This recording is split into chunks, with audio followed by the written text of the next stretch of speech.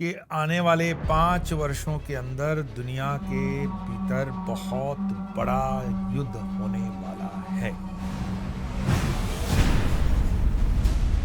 दुनिया में एक युद्ध होगा, महायुद्ध होगा। हाँ, ग्रहों का एक समीकरण आ रहा है 30 मई के आसपास। एस्ट्रोलॉजिकली ये जो 6 ग्रह आपस में पोजीशन बना रहे हैं, ये वो पोजीशन बना रहे हैं जो पूर्व में महाभारत के समय या बड़े बड़े युद्धों के समय ग्रह बनाते हैं। इलॉन मस्क ने एक मेजर प्रेडिक्शन करी है आने वाले 5 सालों के लिए। इनके हिसाब से वॉर होनी है और एक मेजर वॉर हो सकती है, पॉसिबली एक न्यूक्लियर वॉर भी देखने को मिल सकती है। 12,000 साल पुराना वल्कनों का फटना और उस वल्कनों की धूल भारत तक आना।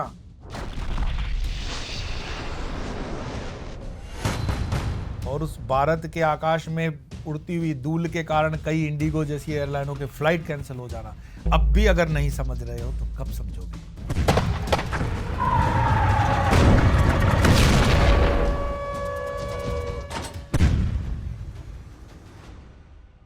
नमस्कार, नमो नारायण। सनातनियों का दुर्भाग्य इसलिए है क्योंकि सनातनियों को अपने धर्म पर श्रद्धा नहीं, अपने संतों पर श्रद्धा नहीं, अपने पूर्वजों पर श्रद्धा नहीं। मैंने 1 वर्ष पहले जब पॉडकास्ट पे कह दिया कि युद्ध अनिवार्य है, युद्ध होकर के रहेगा, तो कई पढ़े लिखे लोग कहते कि इतने बड़ी पॉडकास्ट पे रणवीर के आप आते हो और आपने युद्ध की घोषणा कर ली, उसके बाद सिंदूर ऑपरेशन शुरू होता है। फिर किसी ने पूछा कि ऑपरेशन सिंदूर का सेकंड वर्जन कब होगा। भाई, युद्ध जिस आधार पर मैंने कहा वो वैज्ञानिक भी है और धार्मिक भी है।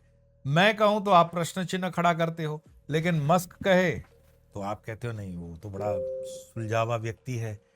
तो पहले आप ये देखें कि एलन मस्क की घोषणा क्या है जो हमारे प्रशांत धवन जी ने आपको बताई। इलॉन मस्क ने एक मेजर प्रेडिक्शन करी है आने वाले 5 सालों के लिए। इनके हिसाब से आने वाले 5 सालों में वॉर इनएविटेबल है, वॉर होनी है और एक मेजर वॉर हो सकती है, पॉसिबली एक न्यूक्लियर वॉर भी देखने को मिल सकती है। और इस पे आप देख पाओगे यहाँ पर वेरियस हेडलाइंस पब्लिश हुई हैं, not just in India, even in US, Europe. Media ने एक्सटेंसिवली इस न्यूज को कवर किया है कि Elon Musk predicts a war in the next 5 to 10 years, warns it is inevitable. Now question यहाँ पर ही आता है कि इलॉन मस्क क्यों मानते हैं कि आने वाले 5 साल या इवन परहैप्स एट मैक्स 10 सालों में एक बड़ी वॉर हो सकती है दुनिया में, जिसका इम्पैक्ट पूरी दुनिया पे होगा। तो एलन मस्क के द्वारा ये घोषणा की गई है कि आने वाले 5 वर्षों के अंदर दुनिया के भीतर बहुत बड़ा युद्ध होने वाला है।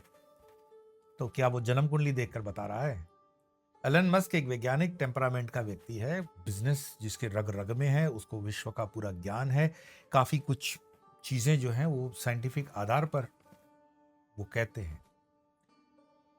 हमारा सनातन धर्म भी जो है वो विज्ञान की दृष्टि से तब कहेगा जब जब आपकी गणना, आपकी सोच, आपका विचार, आपकी कैलकुलेशन वैज्ञानिक होगी। और ये ऋषि मुनियों ने, हमारे गुरुजनों ने कहा हुआ है, इसमें कोई मैं क्लेम करूं कि ये मैं कह रहा हूं, नहीं, मैं नहीं कह रहा हूं। मैं पुनः बड़ी विनम्रता से कहूं कि मैं जो भी कह रहा हूं मेरे गुरुजनों की कृपा से, मेरे शास्त्रों की कृपा से, मेरे आराध्य इष्ट भगवान की कृपा से ही मैं बोल रहा हूं, और वो वैज्ञानिक है। तो युद्ध होने का उस पॉडकास्ट के अंदर भी मैंने कहा था कि कारण क्या है। अब आपको समझ में आ जाएगा कि पिछले साल की हुई घोषणा कैसे आपको अब समझ में आती है। पहले आप वो भी क्लिप देख लीजिए। दुनिया में एक युद्ध होगा, महायुद्ध होगा। हाँ, ये एस्ट्रोलॉजिकली स्पीकिंग, ग्रहों का एक समीकरण आ रहा है 30 मई के आसपास। एस्ट्रोलॉजिकली ये जो 6 ग्रह आपस में पोजीशन बना रहे हैं, ये वो पोजीशन बना रहे हैं जो पूर्व में महाभारत के समय या बड़े बड़े युद्धों के समय ग्रह बनाते हैं। तो वो समीकरण बन रहा है, और उस समीकरण में एटलीस्ट मैं ये कह सकता हूं भारत के लिए स्वर्णिम काल है। तो आपने देखा, मैंने कहा कि हाँ, युद्ध इसलिए होगा क्योंकि जो समीकरण है, प्लेनेटरी जो समीकरण बैठे हुए हैं, वो महाभारत कालीन है। भैरव साधना शिविर के बाद आपके अनुरोध पर अब काली शक्ति साधना का शिविर 27 और 28 दिसंबर शनि रवि को किया जा रहा है। और इस साधना में हमारे साथ माँ श्री गीतम भी प्रत्यक्ष रूप से जुड़ेंगी। साथ साथ में दीक्षा का भी, मंत्र दीक्षा का भी कार्यक्रम होगा। तो इस 2 दिवसीय शिविर के अंदर भैरव साधना के साथ प्रारंभ करने वाले शक्ति साधना में प्रवेश कर पाएंगे और काली साधना का जुड़ाव रखकर काली साधना में हमसे जुड़ पाएंगे। बाकी विवरण हमारी वेबसाइट www.swamiopar.com पर दी गई है। तो आइए मिलते हैं काली सहस्त्रनाम साधना में। नमो नारायण। युद्ध को टाला जा सकता है नहीं जा सकता है वो बात का प्रश्न है। हम ये पहले समझ लें कि युद्ध होता क्यों है, क्यों युद्ध होता है। तो युद्ध एक यज्ञ है। जैसे गीता के अंदर 18वें अध्याय में भगवान श्री कृष्ण कहते हैं यज्ञ दान तपः न त्याजते त्रिकर्म। ये 3 कर्मों से तुम्हारा छुटकारा नहीं हो सकता। उसमें यज्ञ मतलब सेक्रीफाइस, दान मतलब चैरिटी, तप मीन्स ऑस्ट्रिटीज या पेनेंस, जो भी आप शब्द का प्रयोग कर सके। तो यज्ञ सेक्रीफाइस है। जब तक आप अपने घर के कचरे को बाहर नहीं निकालते हो, पुराने कचरे को निकालोगे नहीं, तब तक नया कुछ आने वाला नहीं है। सोचो, हमारे ऋषि मुनियों ने सनातन धर्म की व्यवस्था में देखो हर महीने कोई ना कोई उत्सव है। कभी होली है, दिवाली है, नवरात्रि है, महीने के पूर्णमासी का उत्सव है, अमावस्या का उत्सव है, अष्टमियां हैं, नवमियां हैं। हर भगवान से जुड़ा हुआ क्यों है? वो दिमाग के बहुत कंगाल व्यक्ति हैं जो कहते हैं, मैं अभी किसी राजनेता को सुन रहा था कि दाल खाने वाले के लिए भगवान, रोटी खाने वाले के लिए भगवान, नॉनवेज खाने वाले के लिए भगवान। अरे मिलावटी इंसान, तुम्हारे डीएनए में कोई फॉल्ट है। तुम अपने माँ बाप को अगर नहीं समझ सकते हो, सनातन को नहीं समझ सकते हो, धर्म को नहीं समझ सकते हो, तो थू है तुम पर, जिसने तुम्हें वोट दे करके नेता बनाया होगा। 2 कौड़ी का वो नेता। सनातन की विविधता और सनातन की शक्ति इसमें है कि जैसे एक मां को पता है कि उसके 7 बच्चे हैं, उन 7 बच्चों में से किसी को दाल पसंद है, दाल हजम होती है तो दाल बना कर देगी। ये रामकृष्ण परमहंस भी समझाते हैं। अगर किसी को लगता है माँ को कि मेरे बेटे से दाल हजम नहीं होगी, उसको सिर्फ खिचड़ी बना करके थोड़ी सी टमाटर वगैरह सब्जी बनानी, तो वैसी बना देगी।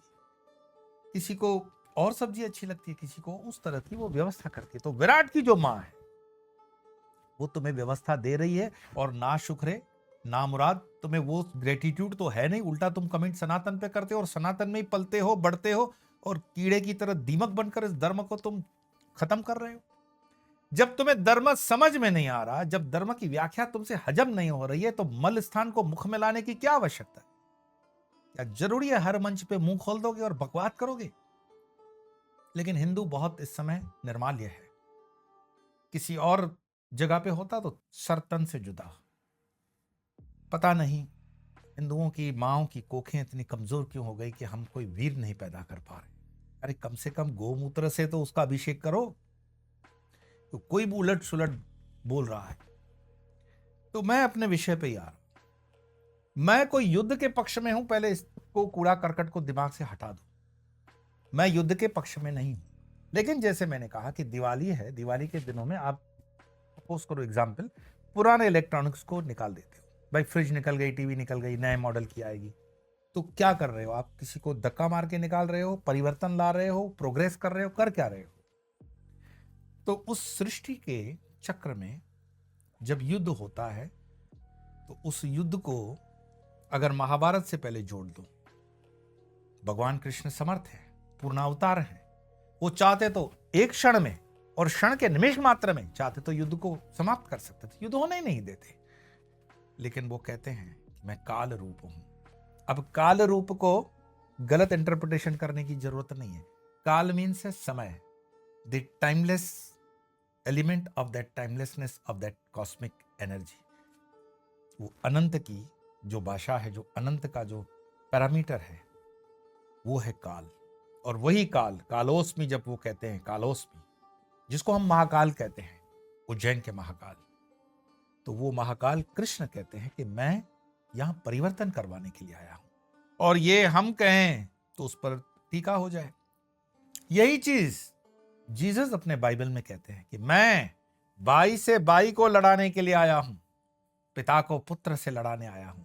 तो उसका अर्थ क्रिश्चियन कितना समझा सकता है मुझे नहीं पता, पर जो मैं समझा हूं, क्योंकि हम इस भूमि के हैं तो हम समझते हैं कि सनातन की ताकत क्या होती है। जीसस इस भूमि पर सनातन की बात करने आए थे, सनातन सीखे थे, सनातन ही उन्होंने बाइबल में दिया। बाइबल कोई अलग चीज उन्होंने नहीं दी हुई है। जब उनको लगा सीख गए और वहां की भूमि के लिए वो अस्वीकार्य हो गए, तब वापस से अंत भी उनका भारत में कश्मीर में होगा।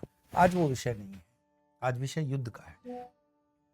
आप जब इस्लाम के कुरान के अंदर भी पढ़ते हो तो वहां पर एक शब्द है जिसको पिछले दिनों किसी मौलवी वगैरह ने दुरुपयोग करते हुए या सदुपयोग करते हुए विवाद खड़ा कर दिया, जिहाद का। तो युद्ध का मतलब होता है पुराने परिवर्तन को नए चीजों से परिवर्तित कर लेना, और वो परिवर्तन पॉजिटिव हो, विधायक हो, कंस्ट्रक्टिव हो। लेकिन स्वरूप में जब भी देखोगे डिस्ट्रक्टिव होगा। भाई पुराना मकान जब तोड़ोगे तो उसमें से धूल भी उड़ेगी, ईंटें भी निकलेगी, रेती भी होगी और अंजर पंजर सामान भी हटेगा, तब तो नया मकान बनेगा। और जब नया मकान बन के तैयार होगा तो क्या पुरानी स्मृति में रहोगे कि बहुत धूल उड़ी थी, बहुत नुकसान हुआ, ये हुआ? नहीं। एलन मस्क जो कह रहे हैं कि युद्ध होगा, कोई नई बात नहीं है। मैं इससे जरा भी इम्प्रेस्ड नहीं हूं कि एलन मस्क ने बहुत बड़ी बात बोल दी है। हमारे ज्योतिषियों ने उसके पहले कई सालों पहले बोल दी कि दुनिया इस दिशा में जा रही है, विश्व इस दिशा में जा रहा है। अब वो युद्ध छोटे छोटे स्तर का भी हो सकता है, जैसे मानो राष्ट्र के भीतर में भी दंगे फसाद हम देखते हैं, फिर एशिया खंड में हमने भारत पाकिस्तान देख लिया, फिर विश्व स्तर पर यूरोप और रशिया का हम देख रहे हैं, और फिर विश्व के और ऊंचे स्तर पर चले जाओगे तो रशिया और अमेरिका आपस में घर्षण कर रहे हैं, यूरोप और रशिया घर्षण कर रहे हैं, भारत और दूसरे देशों का घर्षण हो रहा है। मैं इसमें चिल्लर चिल्लर चवनियों को तो गिनता ही नहीं हूं, जैसे कि पाकिस्तान हो, बांग्लादेश हो, क्या इनकी गिनती लेना, काल के गाल में यूं ही समा जाएंगे। लेकिन इस युद्ध को होना ये नियति है, क्योंकि परिवर्तन देख रहे हो, कलिकाल में ये परिवर्तन होता जा रहा है। और उसका समय भी हमने पहले से बताया कि 2027 इसकी टर्निंग पॉइंट बिल्कुल आपको फील हो रही है धीरे धीरे।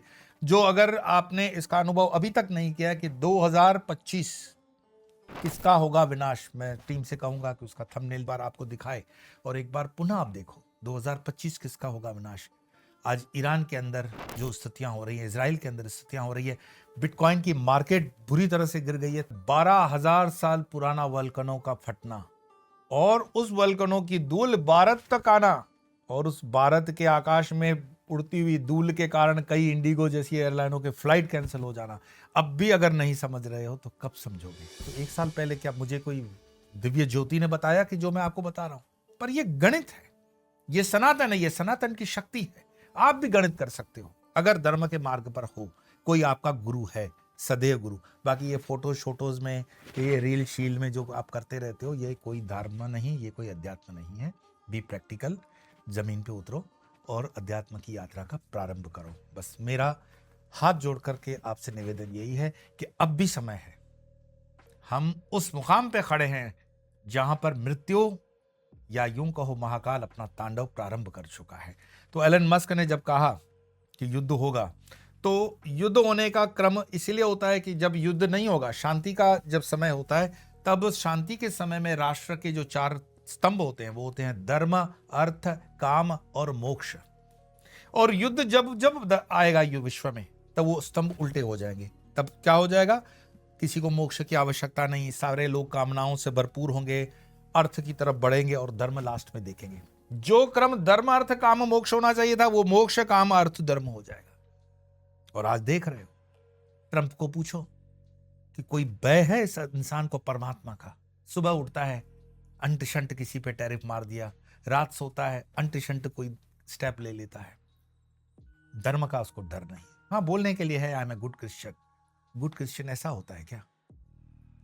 तो मोक्ष जो धर्म की व्याख्या करता है, मोक्ष मीन्स मोह चाहिए, योर फ्रीडम फ्रॉम डेल्यूजन। जो अज्ञान है उससे तुम दूर हो जाओ, ना कि मैं जन्म नहीं लूंगा ये मोक्ष है। ऐसा कोई मोक्ष सनातन नहीं कहता है। तो मोक्ष आप अपने अज्ञान से दूर हो गए, वो मोक्ष है। और कामनाओं की पूर्ति करना कोई गलत नहीं है, लेकिन कामनाओं की पूर्ति कितनी कि नॉर्थ हेमिस्फीयर मेरा है, अटलांटिक मेरा है, आर्टिक तक मेरा है, चंद्रमा पे मैं राज करूंगा, ये कैसी कामनाएं? और राष्ट्र में देख रहे हो, दुनिया के अनेक राष्ट्रों में ये कामनाएं बढ़ रही हैं कि मैं यहां कब्जा करूं, वहां कब्जा करूं। और उन कामनाओं की पूर्ति करने के लिए अर्थ की आवश्यकता है। आज चाइना जो दुनिया को डोमिनेट कर रहा है, कैसे डोमिनेट कर रहा है? अर्थ के बलबूते।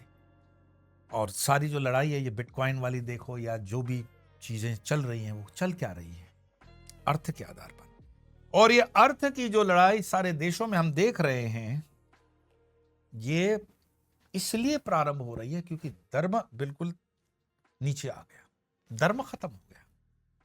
जब आज से 20 साल पहले गल्फ वॉर को अंदर देखोगे, गल्फ वॉर के अंदर भी मेरा बहुत अच्छा एपिसोड आप लोगों ने लाइक किया, जिसको एनालिटिकल डेटा के साथ मैंने दिया था कि कोई न्यूक्लियर वेपन नहीं था सद्दाम हुसैन के पास, कोई केमिकल वेपन नहीं था। और ये 56 की छाती लेने वाले 56 आईओसी के देश इस्लाम के नाम पर जो इकट्ठा होते हैं, एक निरीह मासूम इंसान को बचा नहीं पाए, सद्दाम हुसैन को, कि भाई इसके पास तो सारा पटाखे जलाने वाली फटाकरी जितना बारूद नहीं है, क्या केमिकल वेपन चलाएगा, क्या न्यूक्लियर चलाएगा। लेकिन अमेरिका में दे दनादन मारा। और आज भी मिडिल ईस्ट के अंदर वो जो कर रहा है एक गुंडागर्दी है, निरीह गुंडागर्दी, और कोई बोलने की ताकत नहीं रखता कि भाई गलत कर रहे हो, और है आपस में 56। मुझे बड़ा गर्व होता है जब मैं सनातन के अंदर भारत के भीतर रहता हूं, तो हमें पता है नाकों चने चबाते हम, दुश्मन के नाकों से चने चबते हैं। कुल मिलाकर के महाभारत कालीन युद्ध को कृष्ण चाहते तो रोक सकते थे, लेकिन युद्ध अनिवार्य था, इसलिए युद्ध हुआ। तब तो आपके हाथ के अंदर श्रीमद् भागवत जैसा ग्रंथ आता है, गीता जैसा ग्रंथ आता है। एक क्षण के लिए महाभारत को दूर कर दो तो श्रीमद् भगवत गीता आपके पास आएगी क्या? तो जब विष का हम दोहन करने के लिए, अमृत के लिए जाते हैं, विष आएगा, विष के बाद तो अमृत आना है। साथ में महाभारत की युद्ध के अगर पहले हम देखें तो रामायण, भगवान श्री राम अवतार हैं। वो चाहते तो क्या अपनी योग माया से या अपने ज्ञान से रावण को समझा नहीं सकते? फिर हम कहेंगे नहीं वो तो लीला है। तो भाई लीला को युद्ध में क्यों परिवर्तित करते हो? वहां पर भी युद्ध अनिवार्य है। सोने की लंका को जब तक जलाया नहीं जाएगा तब तक धर्मराज्य की स्थापना, राम राज्य की स्थापना नहीं होगी। और कोई कहे कि नहीं राम जी ने युद्ध करवा दिया, राम जी युद्ध के लिए जवाबदार हैं, नहीं, युद्ध यज्ञ है और यज्ञ को कोई टाल नहीं सकता। और वो समय अब धीरे धीरे आता जा रहा है।